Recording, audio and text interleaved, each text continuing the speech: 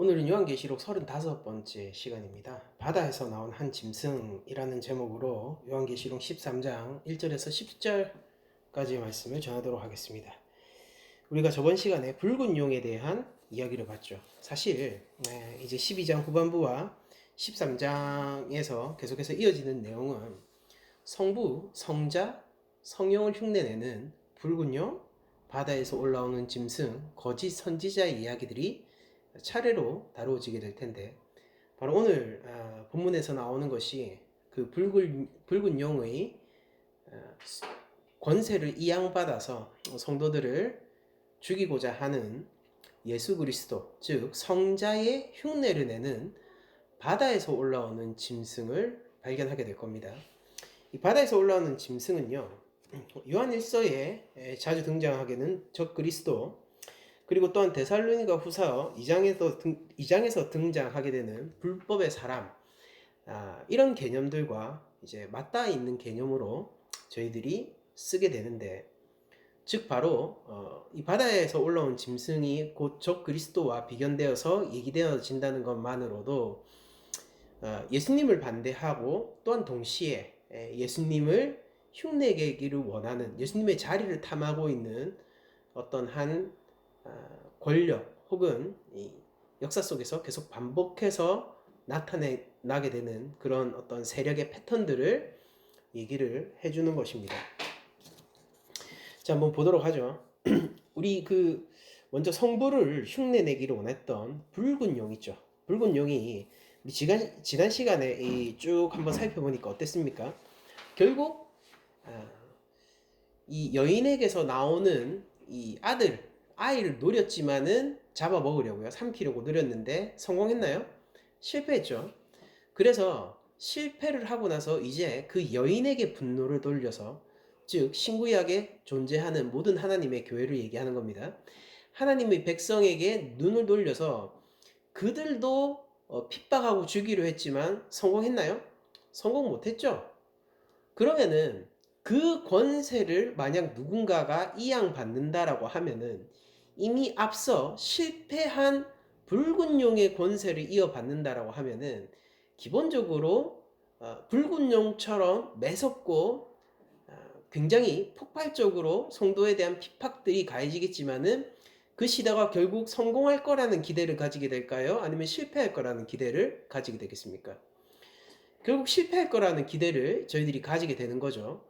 그래서 이 붉은 용이 마지막에 이제 그 모래사장 위에 서서 바다를 보면서 바다에서 올라오는 짐승을 마치 기다리고 또 한편으로는 불러오는 듯한 모습을 보이면서 저번 시간에 마쳤는데, 우리가 붉은 용이 어떤 식으로 일을 했고 어떻게 패배했는지를 알고 있다면은 이 바다에서 올라오는 짐승도 그냥 붉은 용의 길을 따를 것이라는 것을 쉽게 예상할 수 있겠죠.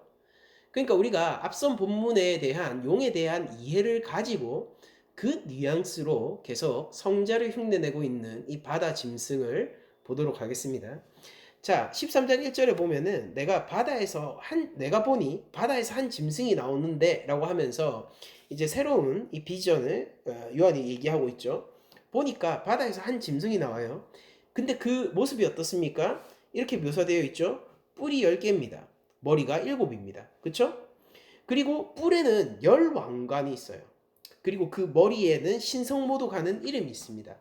여러분들 뿔이 10개인데 머리가 7개면은 어떤 모습일까요? 이게 머리가 7개인데 뿔이 10개다. 그러면은 머리 하나당 한 개씩 나 있고 새 머리에는 2개씩 나 있을까요? 아니면 한 머리에 뿔이 10개 있을까요? 사실 어떤 식으로 묘사하든지 간에 요한계시록은 그런 거에 대해서 정확하게 묘사하는 데에 대한 그 외형을 정확하게 묘사하는 데에 대한 관심이 없다는 걸 저희들이 알 수 있죠. 그러니까 그건 다 뭐냐면은 상징적인 그림을 통해서 뭔가 의도한 메시지를 전달하고자 하는 거를 저희들이 알 수 있죠. 자, 어쨌든 뿔은 10개라 라고 얘기하고 머리가 7이라 라고 하는데, 그 뿔이 10개임에도 불구하고 그 뿔에는 10왕관이 있어서 각각의 뿔들이 전부 다 왕관을 한 개씩 차지하고 있어요. 그쵸? 그리고 머리가 7인데 그 머리에는 이름이 적혀 있는데 그게 신성모독하는 이름이다 라고 적혀 있습니다. 그리고 그 외형을 계속해서 2절에 묘사하죠. 내가 본 짐승은 표범과 비슷하고 그 발은 곰의 발 같고 그 입은 사자의 입 같은데 라고 얘기하면서 표범의 모양을 하고 있고 곰의 발을 가지고 있고 사자의 입을 가지고 있다라고 얘기합니다. 여러분들 이런 거 실제 생물로서 생각을 해보세요. 잘 안 맞죠? 그러니까 이게 외형적인 묘사를 정확하게 그 모양을 전달해 준다기보다는 이건 역시 상징적인 언어로서 이런 상징 그림을 통해서 메시지를 전달하려고 의미를 전달하려고 하는 시도겠죠. 자, 그러면서 이 짐승에 대해서 이런 식으로 표현을 하는데 용이 자기의 능력과 보좌와 큰 권세를 그 짐승에게 주었다. 용이 자기의 능력과 권세와 큰 보좌와 큰 권세를 그에게 주었더라. 이렇게 본문이 밝히고 있습니다. 자, 그러면 여기만 보면은 이게 무슨 말인지 모르겠지만은 만약에 다니엘서 7장의 예언을 알고 있는 사람이라면은 이것이 뭘 의미하고 있는지 쉽게 눈치채게 돼요. 다니엘서 7장 1절에서 8절 그리고 제가 중간에 점프하고 21절을 한번 읽어 드릴게요. 바벨론 벨사살 왕 원년에 다니엘이 그의 침상에서 꿈을 꾸며 머릿속으로 환상을 받고 그 꿈을 기록하여 그 일의 대략을 진술하니라. 다니엘이 진술하여 이르되 내가 밤에 환상을 보았는데 하늘에 내 바람이 큰 바다로 몰려 불더니 자, 내 바람이 어디로요? 바다로 몰려 불었어요. 계속 읽겠습니다. 큰 짐승 넷이 바다에서 나왔는데 그 모양이 각각 다르더라 라고 하면서 네 마리 짐승이 바다에서 올라왔다라고 기록되어 있죠. 바다에서 올라온 짐승의 원형이 다니엘서에 기록되어 있는데 여러분들 잘 생각해 보세요. 이 네 짐승의 모양을 지금부터 다니엘이 설명을 해주는데 오늘 나오는 계시록에 나오는 짐승이요. 이걸 마치 합성해 놓은 것 같아요. 믹스해 놓은 것 같이 그걸 하나의 합성물로 만들어 놓은 것 같은 그림을 그린단 말이에요. 그러니까 네 짐승의 모습을 중요한 부분을 떼다가 조금 변형시켜서 하나로 결합하면은 오늘 계시록 13장 본문에 나오는 짐승의 모습이 됩니다. 자, 이 짐승 넷을 한번 제가 하나하나 설명드릴 거고 이 짐승 넷이라는 것은 결국 다니엘 이 네 가지 제국을 의미를 합니다. 그러니까 바벨론, 페르시아, 헬라, 로마의 이 네 제국을 각기 상징하는 그림인 거예요. 자, 먼저 얘기하겠습니다. 첫째는 사자와 같은데, 그쵸? 첫째는 사자와 같죠? 그쵸? 그러면서 계속 뭐 읽어보면은 독수리의 날개가 있더니 내가 보는 중에 그 날개가 뽑혔고 또 땅에서 들려서 사람처럼 두 발로 서게 함을 받았으며 또 사람의 마음을 받았더라 라고 얘기하면서 이 사자와 같은데 라고 첫째 짐승을 얘기를 하고 있습니다. 자, 오늘 계시록에 나오는 짐승도 그 사자의 입을 받아 있는 짐승이죠. 둘째는 뭐냐? 또 보니 다른 짐승, 곧 둘째는 곰과 같은데 라고 되어 있어요. 그쵸? 오늘 계시록 본문에도 이 바다에서 올라오는 짐승이 곰의 발을 가지고 있죠? 곰과 같은데 그것이 몸 한쪽을 들었고 그 입의 입 사이에는 새 갈빗대가 물렸는데 그것에게 말하는 자들이 있어 이르기를 일어나서 많은 고기를 먹으라 하더라 라고 얘기를 하면서 이 곰에 대한 얘기를 마칩니다. 그러고 나서 세 번째 짐승이 뭘까요? 이제 알겠죠? 안 봐도 표범 나오겠죠? 그 후에 내가 본즉 또 다른 짐승 곧 표범과 같은 것이 있는데 라고 얘기를 합니다. 그쵸? 사자, 곰, 표범이 첫째, 둘째, 셋째 짐승으로 나왔어요. 그 등에는 새 날개 넷이 있고 그 짐승에게 자 생각해보세요. 머리 넷이 있으며 권세를 받았더라 라고 얘기를 합니다. 머리가 여러 개 달려 있는 것 그리고 권세를 받은 모습 같은 것들이 오늘 요한계시록 본문에 묻어 있습니다. 그리고 넷째 짐승에 대해서는 이렇게 얘기합니다. 내가 밤 한상 가운데 다음에 본 넷째 짐승은 무섭고 놀라우며 또 매우 강하며 또 쇠로 된 큰 이가 있어 먹고 부서뜨리고 그 나머지를 발로 밟았으며 이 짐승은 전에 모든 짐승과 다르고 또 10뿔이 있더라. 이게 로마 제국을 상징하는 거거든요. 내가 그 뿔을 유심히 보는 중에 다른 작은 뿔들이 그 사이에 나더니 첫 번째 뿔 중에 셋이 그 앞에서 뿌리까지 뽑혔으며 이 작은 뿔에는 사람의 눈과 같은 눈들이 있고 또 입이 있어 큰 말을 하였더라. 내가 본즉 이 뿔이 성도들과 더불어 싸워 그들에게 이겼더니, 제가 8절까지 끊고 훌쩍 뛰어넘어서 다니엘서 7장 21절을 얘기했는데, 그게 바로 내가 본즉 이 뿔이 성도들과 더불어 싸워 그들에게 이겼더니라고 얘기하고 있고, 오늘 본문도 이 짐승이 성도들과 싸워서 이기는 짐승으로 기록되어 있습니다. 맞습니까? 이거 다니엘서에 이 네 번째 나오는 짐승을 기본으로 해서 이 네 번째 나오는 짐승에게 첫째, 둘째, 셋째의 모습을 다 갖고 온 거죠. 자, 넷째 짐승 다시 한번 읽어드릴게요. 넷째 짐승은 무섭고 놀라우며 또 매우 강하며 쇠로 된 큰 이가 있어서 먹고 부서뜨리고, 자, 이가 있어서 먹고 부서뜨려요. 그거를 오늘 본문에서는 사자의 입을 가졌다라고 표현을 했고요. 그 나머지를 발로 밟았으며, 어떻습니까? 발로 밟았다라는 것 자체가 고매발을 밟았다, 고매발을 가졌다라고 오늘 본문에서 표현을 했고요. 이 짐승은 전에 모든 짐승과 다르고 또 10뿔이 있더라라고 했을 때 이 10뿔을 가진 짐승으로 최초의 묘사를 했단 말이죠. 그리고 표범에 대한 모습이 잘 기록되어 있지 않은 것처럼 보일 수도 있지만은 이 넷째 짐승에 대한 첫 번째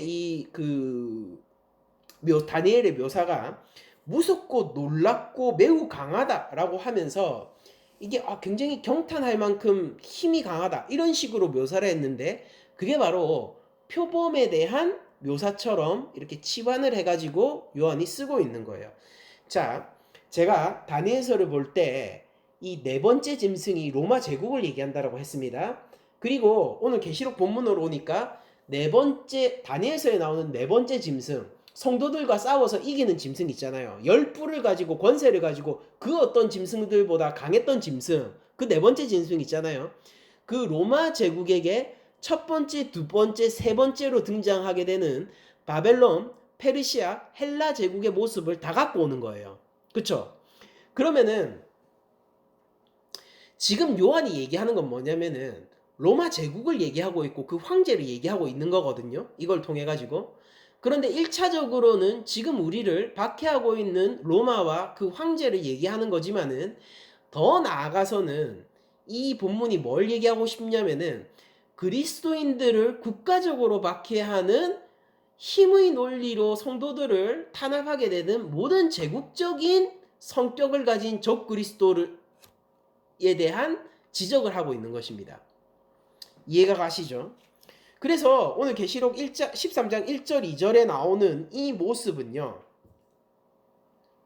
다니엘서의 바다에서 올라오는 네 짐승의 결합물이면서 동시에 이것은 1차적으로는 로마를 가리키고, 그리고 더 나아가서는 역사상 존재하는 모든 제국적 존재, 그리스도인을 박해하는 제국적 존재예요. 그러니까 제국이라고 뭐 다 짐승이라는 게 아니라 그리스도인을 박해하는 제국적 존재들이 역사 가운데 계속 있을 것임을 보여주고 있는 것입니다. 자, 성경에는 그럼 이런 로마의 길을 따르고 있는 제국들이 뭐가 있을까요? 애굽, 아수르, 바벨론, 페르시아, 헬라, 로마, 이게 다 뭐예요? 이 계시록에 나오는 짐승의 모습을 가지고 있는 거죠.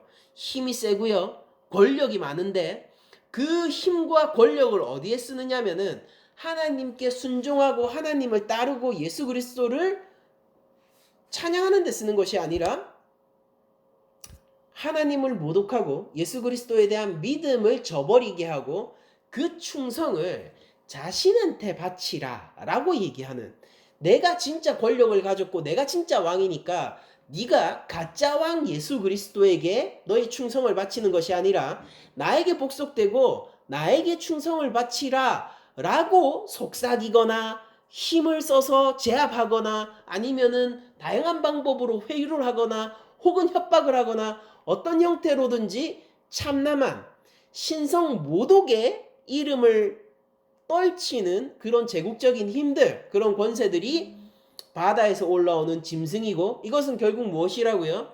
바로 사탄의 하수인 노릇을 하고 있는 세력이거나 혹은 사람인 것입니다.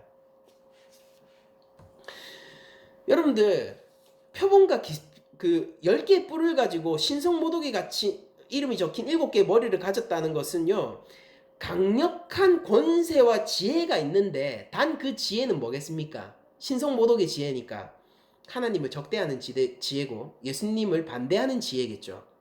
그런 지혜를 가지고 있다라는 거예요. 표본과 비슷하다라는 것은 빠르고 강하다는 것을 뜻하고, 곰의 발을 가지고 있다라는 것은 한번 휘둘렀을 때 아주 강력해서 그 앞에 설 수 있는 존재가 없다는 무력을 뜻하고, 사자의 입을 가지고 있다라는 것은 끈질기게 한번 물었을 때 끈질기게 몰아붙여서 죽을 때까지 놓지 않는다라는 그런 뉘앙스를 담고 있는 것이고요. 10개의 뿔을 가졌다라는 것은 그 힘이 굉장히 강성하여서 막을 수 있는 존재가 없는 것처럼 보인다는 것을 뜻하는 것입니다.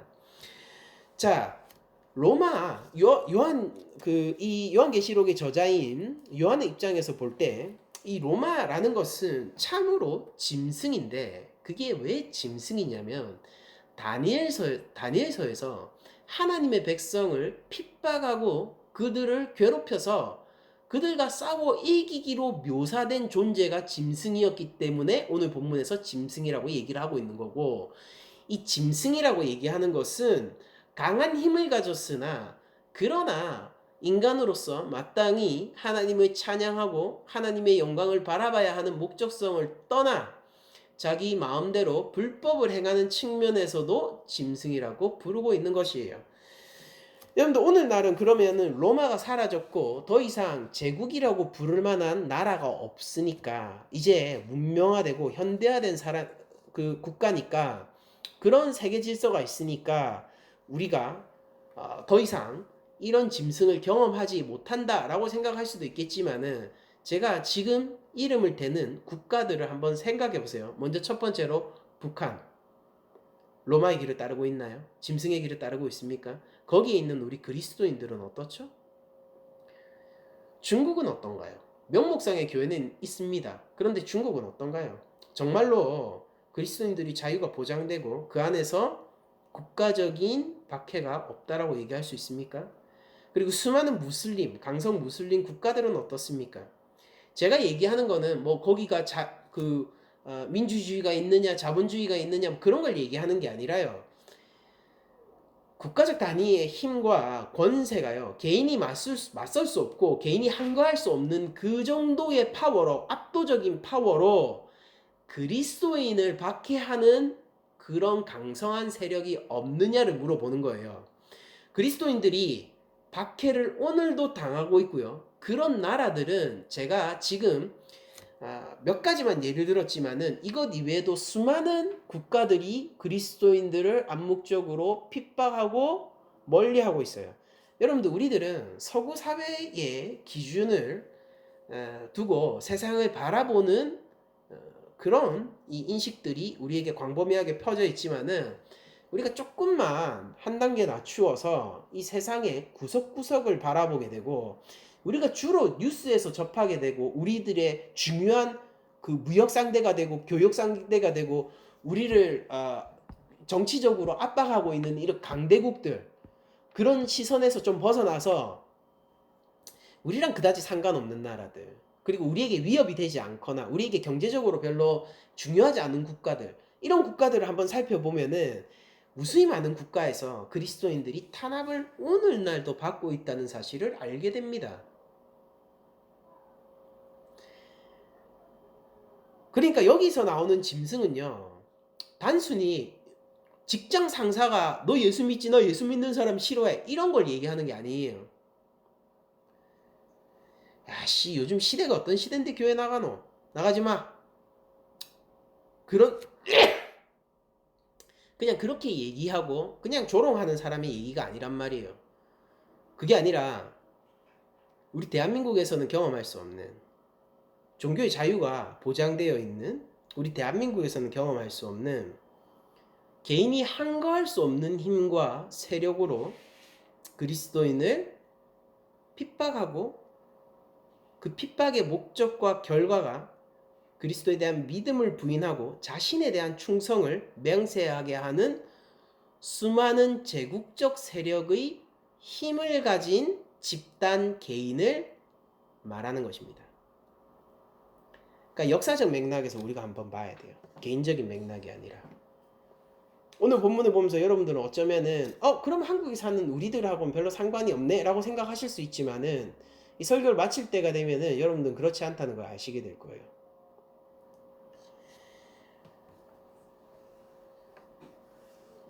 북한은 그렇게 큰 힘을 가진 국가는 아닙니다. 그렇죠? 가난하고 힘이 없죠.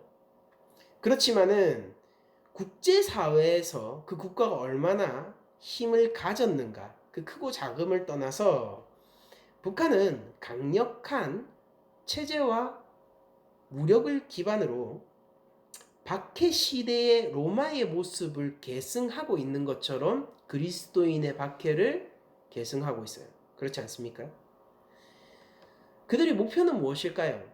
그리스도에 대한 믿음을 저버리게 하고 결국 자신 국가에 대한 이 체제에 대한 충성을 맹세하도록 강요하고 있죠. 여러분들 많은 무슬림 국가들을 보세요. 그들이 정말로 종교와 정치가 분리되어 있습니까? 그렇지 않죠. 그런 형태의 세속 국가를 지향하고 있지 않단 말이에요. 그게 아니라 그 안에서 내가 많은 무슬림 국가 안에서 내가 기독교인이 된다라고 하는 것은 내 스스로는 항거할 수도 없고 탈출할 수도 없는 국가 규모의 그리고 문화 규모의 압박 가운데 놓이게 된다라는 뜻입니다. 그렇지 않습니까? 겉으로는 그래 우리도 교회가 있고 종교의 자유가 있어 라고 하면서 본보기식으로 보여주는 국가들도 있을 거예요. 중국 같은 경우. 그러나 감시되고 있고 진짜 그리스도인으로서 사는 것은 매우 불건전한 것으로 간주되어서 사회적인 압력을 받게 되죠. 그런 곳이 지금 실시간 오늘날 지금 우리 곁에 있단 말이에요. 이 짐승은요, 바다에서 나온 짐승은 한때 누군가의 이야기가 아니라 역사 가운데 존재하는 힘으로써 그리스도인의 믿음을 저버리게 하는 강대한 세력의 이름인 것입니다.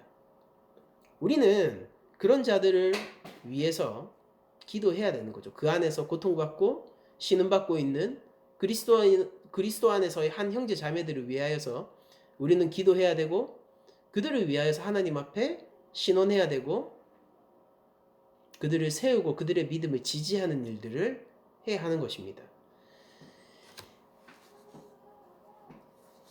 여러분들 그러면은 이 바다에서 나온 짐승은 이렇게 강력한 힘을 가지고 있고 용에게서 자기의 능력과 보좌와 큰 권세를 받게 되었는데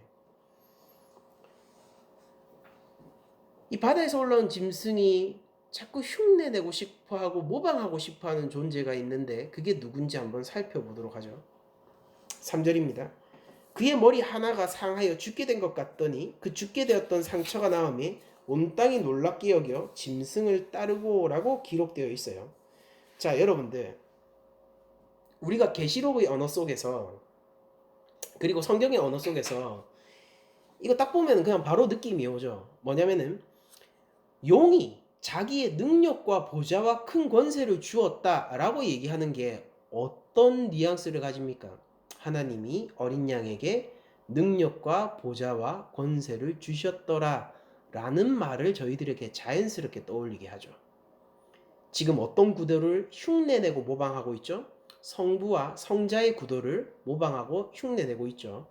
3절에 가면 더 성자를 모방한다는 게 확실시 되는데 그게 바로 머리 하나가 상하여 죽게 된 것 같더니 주게 되었던 상처가 나음에 온 땅이 놀랍게 여겨 짐승을 따르는 사건이 있어요. 이것은 바로 십자가 위에서 죽으시고 죽은 줄 알았는데 사흘 만에 부활하셔서 이 세상을 자신의 제자로 이끄신 예수님의 스토리를 보는 것 같아요.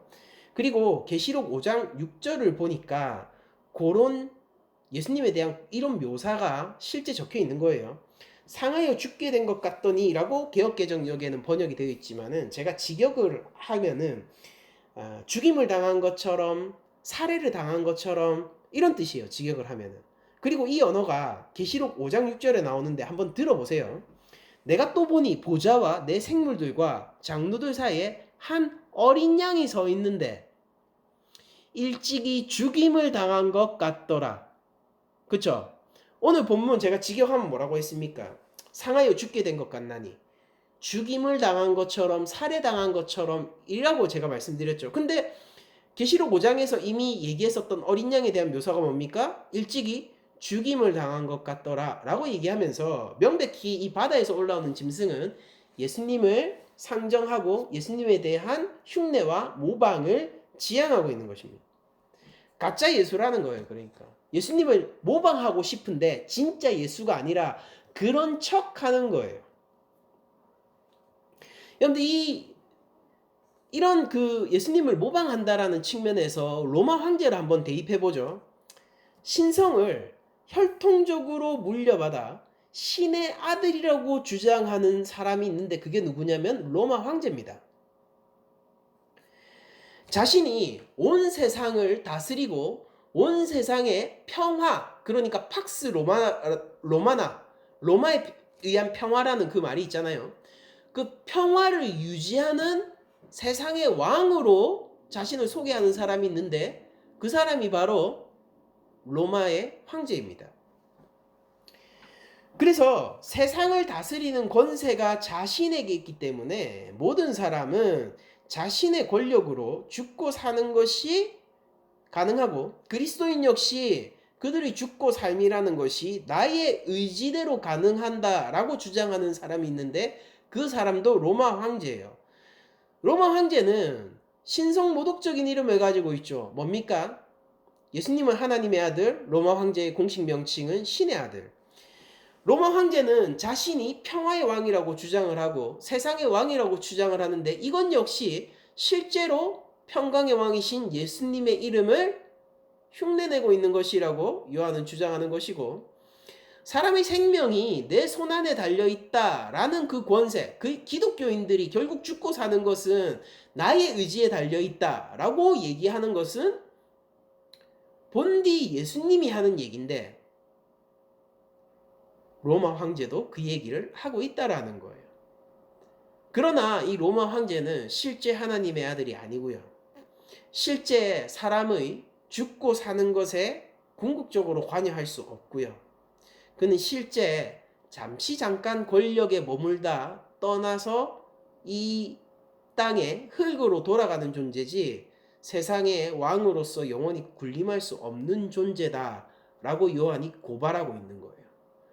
자, 봐봐. 제가 왕처럼 보이지. 제가 권세자처럼 보이지. 근데 요한이 얘기하는 건 뭐예요? 근데 가짜 예수 아니니? 진짜 왕이 누구인가? 쟤는 죽었다가 산 것 같은데 정말로 죽으셨다가 사흘 만에 부활하신 분이 누군가? 쟤는 상처를 입었다가 다시 나았는데 정말로 죽었다가 살아나셔서 죽음 가운데서도 우리를 지킬 수 있는 분은 누구신가? 저 용의 하수인으로서의 저 바다에서 올라온 짐승 같은 저 로마 황제는 그리스도인을 죽고 사는 것이 자신의 손아귀에서 결정된다라고 하는데 실제 사람을 생명에도 이르게 하고 죽음에도 이르게 하는 진짜 생사의 결정권을 가지신 이는 누구인가? 이런 질문들을 성도들에게 던지고 있는 것입니다. 여러분들 그리고 이게 당시에 도미티아누스 황제의 시절에 벌어진 박해를 배경으로 한 문서라고 제가 밝혀드렸죠. 그런데 이 그리스도인의 박해라는 지점에서 봤을 때 요 묘사는 되게 의미심장하거든요. 왜냐면은 최초에 그리스도인들을 박해했던 로마의 황제는 네로입니다. 네로가 그렇게 그리스도인들을 한참 박해하다가 68년에 자살해요. 그래서 어떤 시기가 오느냐면은 박해가 멈추고 잠시 그리스도인들이 그냥 살 수 있는 평화의 시기가 오거든요. 그때 그리스도인들이 이렇게 생각했습니다. 아, 짐승이 죽었다. 상처 입고 이제 떠났다라고 생각했어요. 그런데 81년에 도미티아누스 황제가 자신의 황제직에 올라서 96년 그러니까 15년 정도를 치세하는 동안 마치 네로 시대에 있었던 그리스도인의 박해가 부활한 것처럼 네로가 죽었다가 다시 살아난 것처럼 어쩌면은 네로 시대를 넘어서게 되는 잔인한 박해가 재시작되었다는 것이죠. 그러니까 이런 역사적인 경험을 지금 요한은 죽게 된 것 같았는데 머리 하나가 죽게 된 것 같았는데 머리가 여러 개라서 나아서 다시 이 세상을 박해하고 건세를 보이고 거기에 세상은 놀라서 그걸 다시 따르는 일들이 벌어지고 있더라라고 상징적으로 표현을 한 거죠. 다니엘서와 맞물려서. 여러분들 그러면은 이 짐승 죽었다 살아난 것 같은 이 짐승을 놀랍게 여기고 따른다라는 것은 어떤 길일까요? 명백하죠. 세상의 힘을 따르는 길이고 이 제국적인 힘을 따르는 길이고 황제를 따르는 길이고 그 말인즉슨 예수 그리스도에 대한 충성을 버리고 황제에 대한 충성을 확립하는 길이라는 거예요.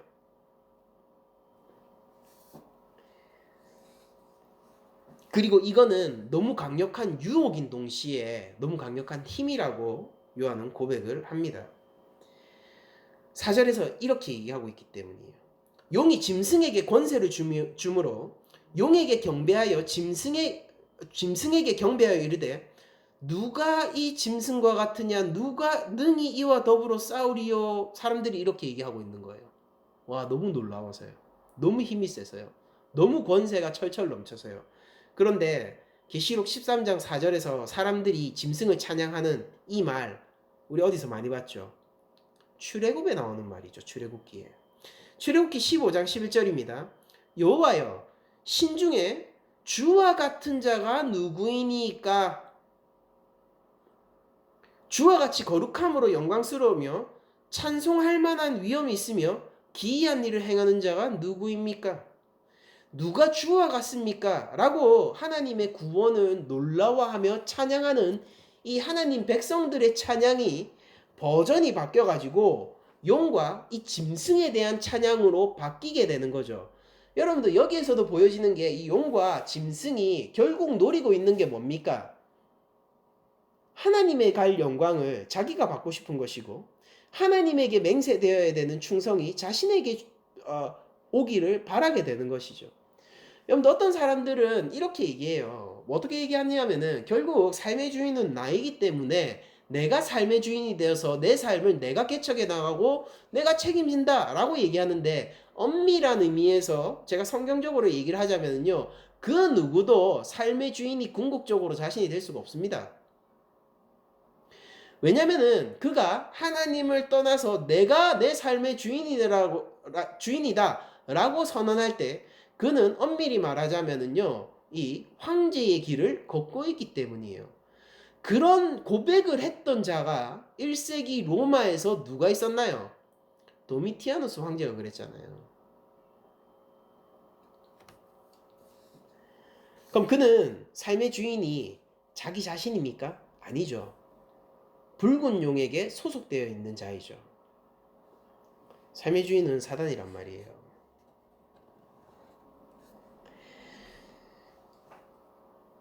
용이 알려주는 찬양 그리고 이 짐승이 알려주는 찬양은 하나님께 돌려지는 그 백성들의 찬양을 모방하고 있고 이 짐승은 하나님께 바쳐져야 할 영광을 그러니까 사단에게 돌리도록 하는 악한 하수인인 거죠.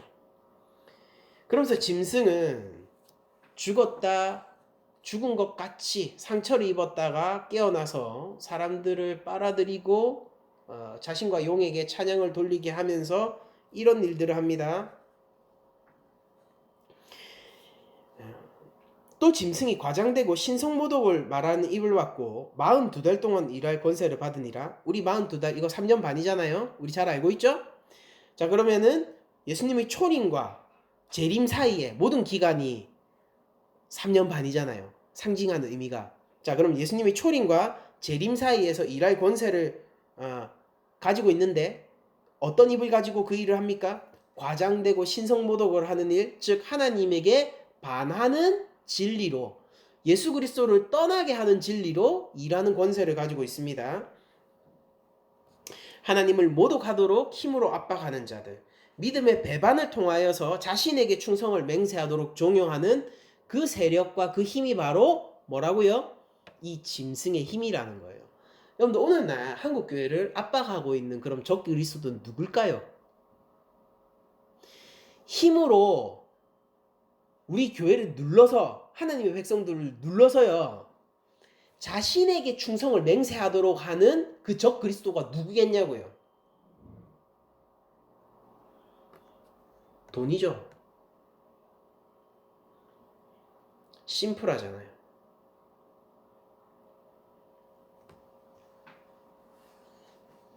또 누굽니까? 정치죠. 스스로 잘 생각해 보세요. 내가 신앙생활을 하면서 돈의 권세를 따르고 있는지, 그리스도의 권세를 따르고 있는지 잘 생각해 보란 말이에요.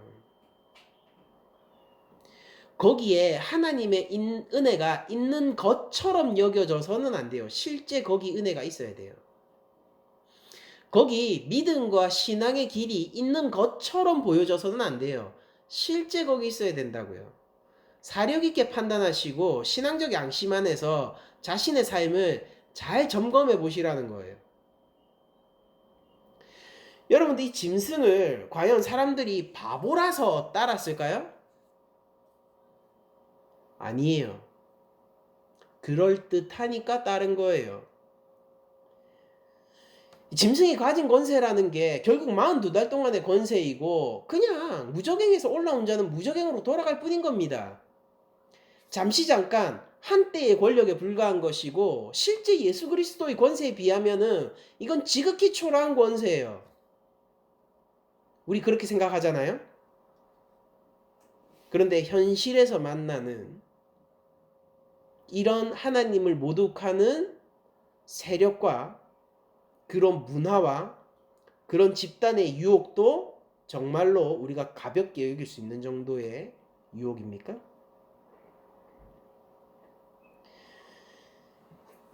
여러분들, 법보다 주먹이 가깝다라는 이야기가 있습니다.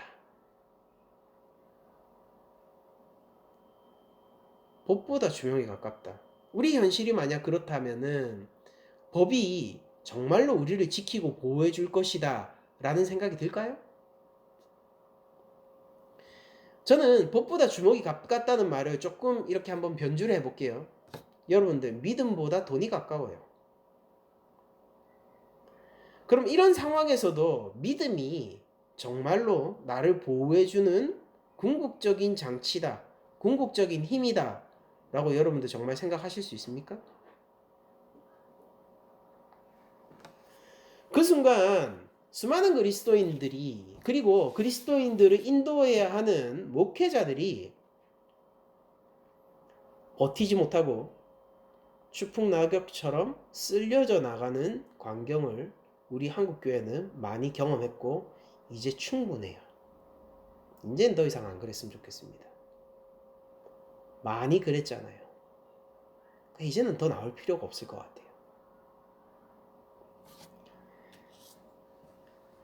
우리는 하나님 앞에서 누가 능히 하나님과 더불어 싸우리요? 누가 하나님과 같으냐? 라고 찬양하는 존재입니까? 아니면은 하나님이 돈을 주기 때문에 누가 하나님과 같으냐라고 얘기하는 존재입니까? 하나님이 돈을 주기 때문에, 내 삶에 복을 약속해 주기 때문에 누가 하나님과 같으냐, 누가 하나님과 싸우리랴 라고 고백하는 사람이 있다면은 그는 하나님을 찬양하는 거예요? 아니면 돈을 찬양하는 거예요?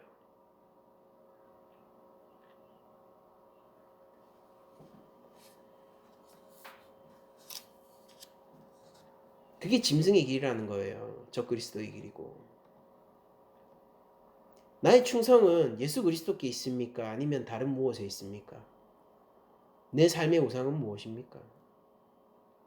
팀켈러 목사님이 지으신, 이미 작고하셨죠. 팀켈러 목사님이 지으신 책 중에서 만들어진 신이라는 책이 있고요. 거기에는 수많은 우리 삶에 깊이 새겨진 우상의 목록들이 있어요. 정말로 우리가 따르는 게 무엇이죠? 예수님 같은 거를 따르는 거에서 만족하지 마세요. 예수님을 따라야 돼요. 믿음이 있는 것 같은 곳에 안주하지 마세요. 실제 믿음 안에서 안주해야 돼요. 우리는 속지 말아야 합니다. 그리고 예수님을 따르는 자들은 구별할 수 있어요. 그 길이 뭔지. 예수님과 초림사리에서 일하는 권세를 가진 이 짐승이 요한계시록에 기록되어 있다면은, 그러면은 우리들은 언제든지 요한 공동체가 겪었던 상황들이 일어날 수 있는 시대를 살아간다라는 뜻이고, 그리고 그런 것들이 국가적이고 아주 직접적으로 드러나지 않더라도 제가 방금 얘기했던 은밀하고 유혹적인 모습으로 우리의 믿음과 신앙을 유혹하게 된다라는 사실입니다. 우리는 이것에 대해서 조금 더 경각심을 가지고 봐야 하고, 우리 그리스도인들은 그냥 종교의 자유가 있는 국가니까 우리 믿음이 쉽게 지켜질 거다 라고 생각할 것이 아니라, 믿음의 처절한 전투를 이 요한 공동체와는 또 다른 방향으로 계속 전개해 나가는 것이 필요한 것입니다. 6절을 보니까 이렇게 적혀 있죠. 짐승이 입을 벌려 하나님을 향하여 비방하되 그의 이름과 그의 장막 곧 하늘에 사는 자들을 비방하더라. 여러분들, 도미티아누스 황제는 실제로 하나님을 모독하고요, 예수 그리스도를 실제 모독했어요. 있는 그대로. 그런데 오늘 우리 한국교회를 둘러싸고 있는 짐승은요, 우리로 하여금 하나님의 이름을 찬양하는 척하면서 모독하도록 만들어요. 예수 그리스도의 이름을 높이는 척하도록 만들면서 비방하게 만든다고요. 실제 하나님이 한 일이 아니고 하나님이 중요하게 생각 안 하시는데 그걸 바라보면서 하나님께 경탄하고 있는 거예요. 여러분들, 어떤 작가에 대한 모독을 한번 생각해 보죠. 제가 그 작가를 찬양하면서 그 작가에게 모독을 하는 방법을 한번 알려드릴게요. 자, 그림 작가가 있습니다. 화가가 있어요. 그 화가는 모든 사람에게 인정받은 아주 멋진 작품들, 그러니까 이 사람을 그냥 전설이 될 것이, 역사 가운데 가장 중요한 화가 중에 한 명이 될 것이 생전에 확정된 사람이 있다고 생각을 합시다. 그 사람의 작품은요, 널리 알려져 있고요, 그 사람의 화풍을 흉내내거나 그런 깊이감이 있는 작품을 만들 수 있는 사람이 없다는 것이 익히 알려져 있어요. 그래서 그 사람의 작품을 사람들이 전부 다 찬양하고 그 이름을 찬양하면서, 야, 나도 그 그림 한번 봤으면 좋겠다 라고 전시에 막 찾아가고, 이런 화가가 있다고 생각해 봅시다. 그런데 제가 그 화가를 찬양하면서 그 화가에게 손쉽게 모독을 한번 해볼게요. 뭐냐면은 그 화가가 그리지 않은 작품을 갖다가 보면서, 이야, 이런 작품을 이 화가가 아니면 누가 그리겠는가? 야, 이 작품은 정말로 저 화가만이 그릴 수 있어. 역시 이런 작품을 그려내니까 저 화가가 지금 존재하는 최고의 화가인 거야 라고 제가 얘기를 하면은, 그 화가는 제가 그 작품을 찬양하면서 그 화가의 이름을 높이고 있는 순간을 수치스럽게 받아들일 거고 자신에 대한 도전으로 받아들이게 될 거예요. 그렇지 않습니까?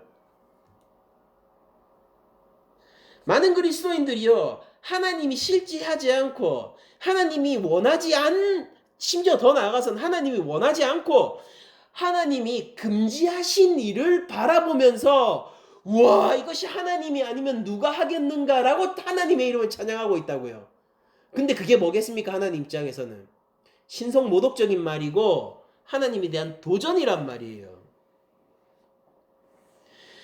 여러분들, 제가 그 최고의 화가 앞에서 제가 그렇게 모독하는 말을 했죠.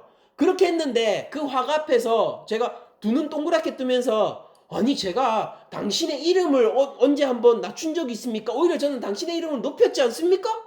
제가 당신을 존경하지 않은 적이 있나요? 라고 얘기를 하면은 그 작가는 그 순간 저에게 어떻게 반응할까요? 너 내 작품 뭔지 모르지? 나를 존경한다고? 내가 그린 그림 하나도 너 사실 관심 없지? 네가 따르고 있는 거 나 아니지? 나를 좋아하는 거 아니지? 왜 그 작품 보면서 내 이름 들먹였어? 내가 볼 땐 그거는 터무니없는 작품이고 아주 질이 낮은 작품인데 왜 내 이름을 들먹이면서 그 작품에 내 이름을 갖다 붙였니? 넌 내 작품을 본 적도 없고 나를 존경해 본 적도 없고 나한테 관심조차 있지 않았잖아. 그런데도 네가 나를 한 번도 모욕한 적이 없고 오히려 내 이름을 높이면 높였지 낮춘 적이 없다고 그렇게 얘기를 할 수 있어?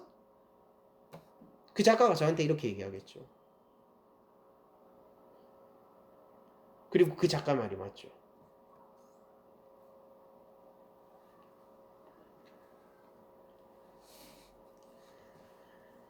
짐승은 입을 벌려서 하나님을 비방합니다. 그리고 그 비방의 방법은 직접적이기도 하고 교묘하기도 해요. 우리들은 하나님을 알고 예수 그리스도를 암으로 진짜 이 신성모독하는 입을 피할 수가 있게 되는 것이지 그냥 하나님 하나님 예수님 예수님 부른다고 이 입을 피해갈 수 있는 것이 아니라는 것을 기억해야 될 것입니다. 그러면서 7절을 보면은 다니엘서의 짐승이 네 번째 짐승 로마 제국이죠. 그것이 성도들과 싸워서 이긴다라는 예언이 마치 지금 현재 벌어지고 있는 것처럼 이렇게 기록되어 있죠. 또 권세를 받아 성도들과 싸워 이기게 되고 각 족속과 백성과 방언과 나라를 다스리는 권세를 받으니 야 이것도 예수님 같다 그쵸? 이 권세 일시적인 거예요. 각 족속과 백성과 방언과 나라를 다스리는 권세를 받으니 죽임을 당한 어린 양의 생명책에 창세 이후로 이름이 기록되지 못하고 이 땅에 사는 자들 여기서도 또 땅에 사는 자들에 대한 이미지가 나오네요. 땅에 사는 자들은 다 그 짐승에게 경배합니다. 그리고 그 땅에 사는 자들은 이 짐승을 보면서 뭐라고 생각할까요? 확신에 차서 뭐라고 외칠까요? 이가 나의 구원자요 이가 세상을 다스리는 권세를 받은 자다. 우리 돈 보고 그러죠. 이가 내 삶을 해결하는 모든 문제를 해결할 수 있는 구원자요 이 돈이야말로 이 대한민국을 지배하고 있는 실질적인 질서다.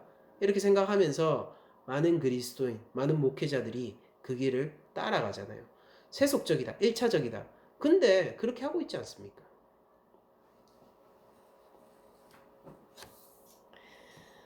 여러분들 기억하세요. 이 짐승이라는 것은요 성도들과 마치 싸워서 이길 수 있는 것 같고 예수님의 권세라는 것은 부질없으며 짐승의 권세가 가장 강한 것 같은 착각을 주게 되고 세상 모두를 다스리는 권세를 예수님이 가진 게 아니라 이 짐승이 가진 것으로 우리를 착각하게 만들지만은 그래서 생명책에 기록되지 못한 모든 자들은 짐승에게 넘어가 이 땅의 백성들은 전부 짐승을 경배하게 되지만은 그럼에도 불구하고 생각해야 되는 것은 이 주인이 되는 붉은 용은 하나님 앞에서 패배하고 단 한 번도 승리하지 못했다는 사실을 기억해야 되고 이 짐승 역시 죽임당한 어린 양을 모방하고 있을 뿐 실제로는 그 발치에도 미치지 못한다는 것을 생각해야 돼요. 여러분들 우리가 계시록 5장에서는 그 어린 양을 보면서 죽임을 당한 것 같더라 라고 얘기를 하고 이 짐승도 그 묘사를 물려봤죠. 그렇지만은 요한계시록 13장 8절을 보니까 이게 뉘앙스가 변해 있습니다. 어린 양은 어때요? 죽임을 당한 것 같은 분이 아니라 죽임을 당한 어린 양이에요. 그러니까 저 멀리서 보면 어떻다라는 거예요. 짐승도 죽임을 당했다가 살아난 것 같고 어린 양도 죽임을 당했다가 살아난 것 같은데 한 걸음 가까이 가서 보니까 어떻다라는 겁니까? 이 짐승은요 그냥 상처를 입었다 나은 거고요. 어린 양은 실제 죽임을 당한 어린 양이라는 거예요. 근데 세상이 예수님을 거부하는 이유가 뭐냐면 예수님은 죽임을 당했기 때문이었거든요. 약한 존재였기 때문이에요. 맞죠? 지금 내 삶을 지켜주는 힘이 예수님에게 있다고요? 차라리 내 주먹을 믿는다. 제 어릴 때 많이 듣던 소리예요. 애들이 저한테 조롱하고 했었거든요. 제가 교회 다닌다는 사실을 알면서 그 어른들이 하는 말을 그냥 학습해서 자기들이 하는 거예요. 뭐냐면 그때 제가 어릴 때 초등학생 때는 이런 말이 유행했거든요. 네 예수님 믿나? 난 차라리 내 주먹을 믿겠다. 깔깔대고 웃는 거예요. 교회 안 나간 애들이. 모독적으로 받아들여졌죠. 화가 났죠. 근데 저보다 싸움을 잘하니까 뭐라고 할 수는 없었어요. 기분 뚱하고 마는 거죠. 그 저는 혼자인데 조롱을 하는 아이들의 수는 많았거든요. 그러고 말았어요. 뭐 어린 시절이니까 그냥 그러고 마는 거죠. 근데 그 순간 누가 더 힘세 보입니까? 누가 더 이기고 있는 것 같아요? 여러분들 법이 가깝습니까? 주먹이 가깝습니까? 여러분들 믿음이 가깝습니까? 돈이 가깝습니까?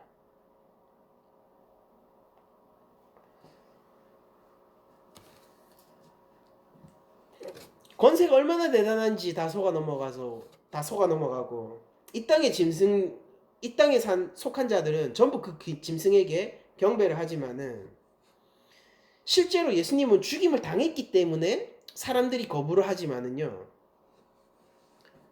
근데 실제 능력은 어디서 발휘되는 거예요? 죽임을 당했다가 부활한 게 진짜 능력이잖아요.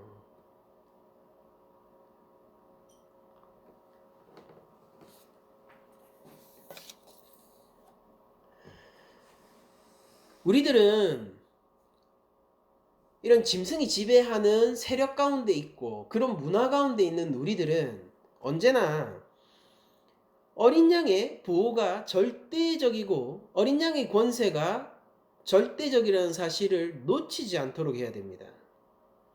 법이 가까운가 주먹이 가까운가 라고 했을 때 궁극적으로 내가 진짜로 지켜지려면 이 주먹의 법칙을 따르는 것이 아니라 법을 따라서 가야지 내가 궁극적으로 보호받는다는 것을 알면서 이 주먹이 가까운 상황에서도 법의 영역으로 이동하려는 움직임을 계속 보여야지 우리들이 진짜 살 수 있죠.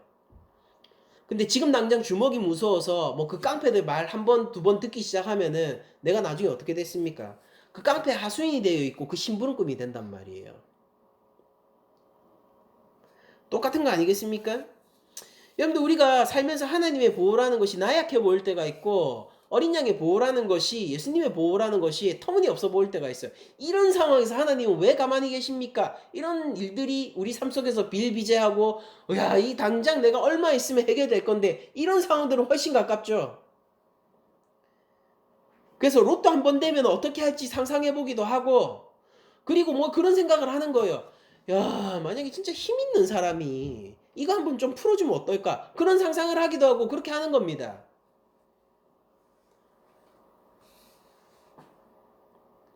결국 그 무리로 가고 싶은 욕망이 일기도 하겠죠. 제국적인 힘을 나도 소유하고 싶은 욕망이 들기도 하겠죠. 그러나 요한은 우리에게 이렇게 얘기합니다. 아니야, 그거 가짜야. 가짜라고. 치명적이고 권세 있어 보이고 결정적으로 보이지. 근데 그거 다 가짜라고. 허상이라고.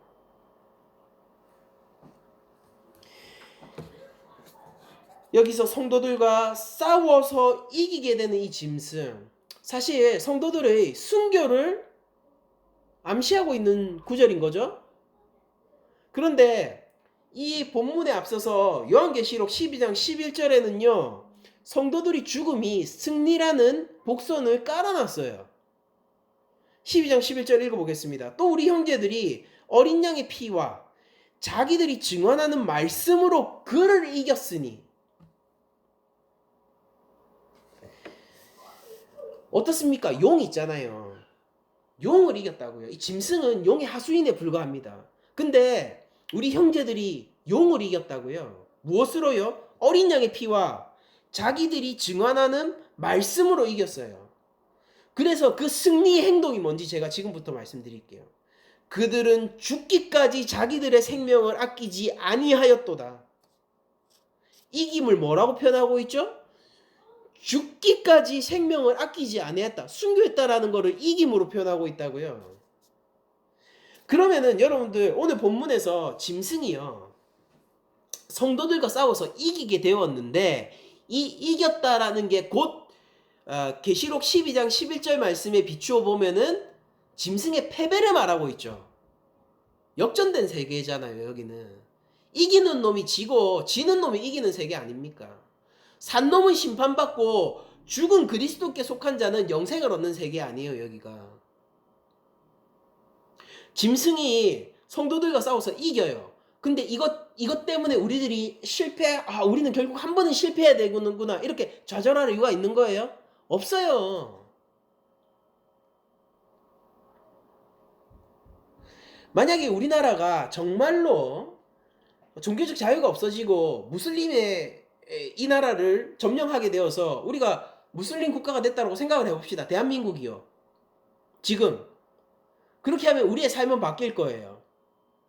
더 이상 막 이렇게 유혹적인 그런 사단의 세력들이 오는 것이 아니라 직접적이고 무력적이고 치명적이고 지금 당장 정말로 살인을 당할 수 있는 그런 상황 속에 우리들이 놓이게 된다고 상상을 해봅시다.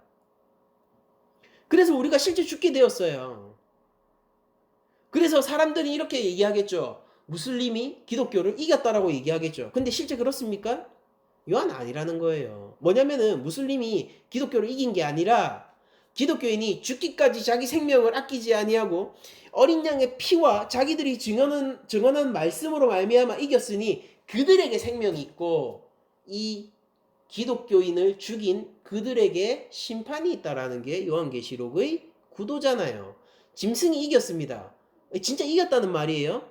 아니죠. 계시록 15장 2절에도 이렇게 기록되어 있어요. 또 내가 보니 불이 섞인 유리바다 같은 것이 있고 짐승과 그 우상과 그 이름의 수를 이기고 벗어난 자들이 유리바다가에 서서 하나님의 검은고를 가지고 떠다다 하면서 찬양하는 내용들이 나와요.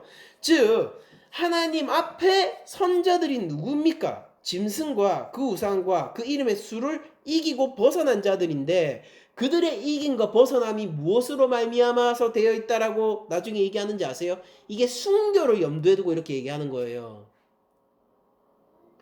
계시록은 계속 얘기하는 게 뭐냐면은 쟤네들이 힘이 있어서 우리를 죽인다고 하지. 근데 그리스도의 죽음이 승리라면은 우리의 죽음 역시 승리가 아니겠느냐라고 얘기를 하는 거란 말이에요. 그래, 저 짐승은 우리를 죽일 수 있다라고 이 황제로, 로마 황제로 얘기하는 거죠. 로마 황제는 우리를 죽일 수 있다라고 기뻐하겠지. 자기의 의지대로 우리 그리스도인들의 삶이, 생명이 자기 말 하나, 자기 결단 하나에 달려있다라고 생각하겠지. 옛 애굽의 바로가 그랬던 것처럼 저 사람 역시 그렇게 하겠지. 그러나 우리 형제들이요, 자매들이요, 생각을 해보아라. 우리의 죽고 사는 문제가 어떻게 저 사람에게 달려있겠는가? 하나님에게가 아니겠는가? 우리 예수 그리스도께가 아니겠는가? 우리가 죽기까지 이 믿음 가운데서 승리하게 된다면은 우리는 그것이 곧 사는 것이 아닌가 라고 얘기를 하고 있는 이 삶의 역설에 대해서 요한계시록은 우리에게 자꾸 얘기를 해준단 말입니다.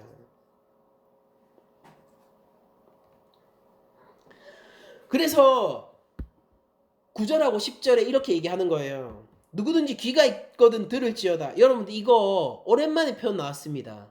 그쵸? 원래 어디에서 나와요? 이거 일곱 교회에게 편지할 때 마지막 결론부에 얘기하죠. 그래서 이기는 자는, 맞죠? 이기는 자는, 귀 있는 자는 들을지어다. 이기는 자는 이렇게 나오는 거잖아요. 귀가 있거든 들을지어다. 그러니까 이게 핵심이고 중요하다는 거예요. 뭐라고 얘기합니까? 사로잡힐 자는 사로잡혀 갈 것이요. 체포될 사람이 있으면은 체포되는 거야. 칼에 죽을 자는 마땅히 칼에 죽을 것이니 거기서 사형당하게 되면은 우리는 사형을 피할 수 없을 거야.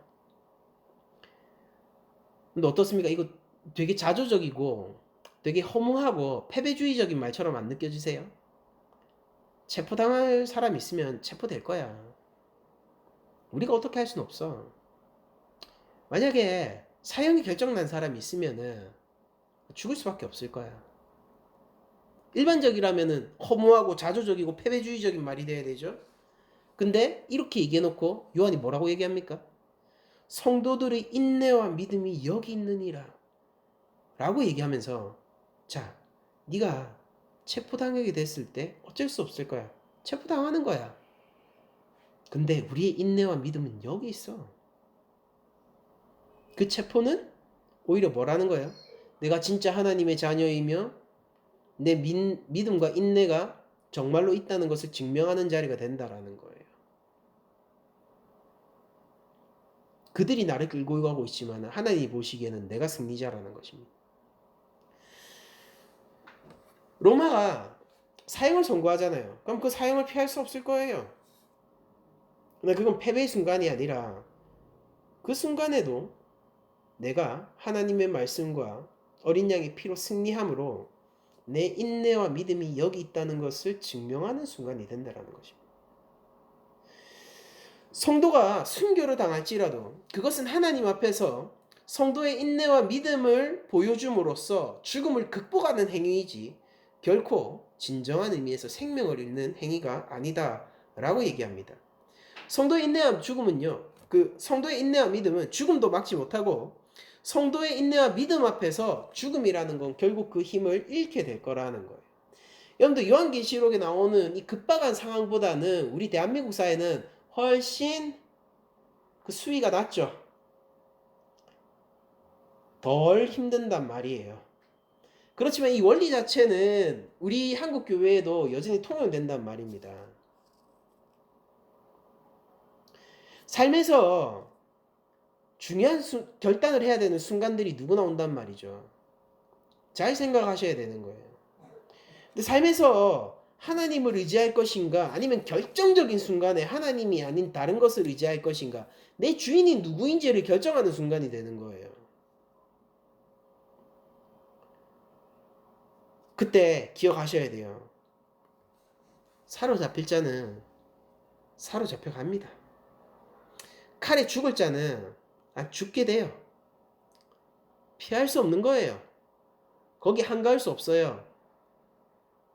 근데 그게 우리의 패배를 드러내는 게 아니라 다만 하나님이 알곡과 가라지를 걸러내는 과정이며 성도의 인내와 믿음이 서는 자리라는 것이에요.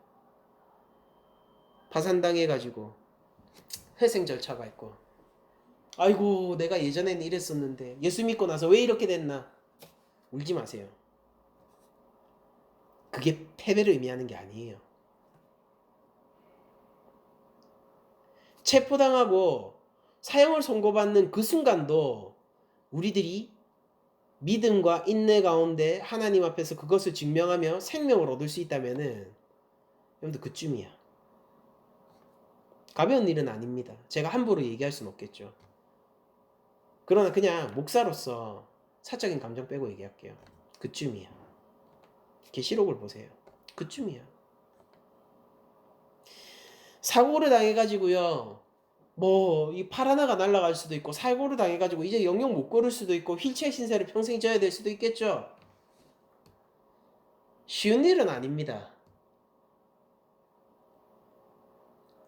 하나님이 나를 버린 것 같기도 할 수도 있고 내 인생이라는 것이 참으로 믿음의 세월이라는 게 참으로 허무하구나. 이게 내 삶에 직접적인 영향을 미치는 게 하나님이 아니라 저 사고 나는 저 차였구나. 이렇게 생각이 들 수도 있을 거예요. 여러분들 계시록을 비춰보세요. 별거 아니죠 그거. 사적인 감정 빼고 얘기하는 겁니다.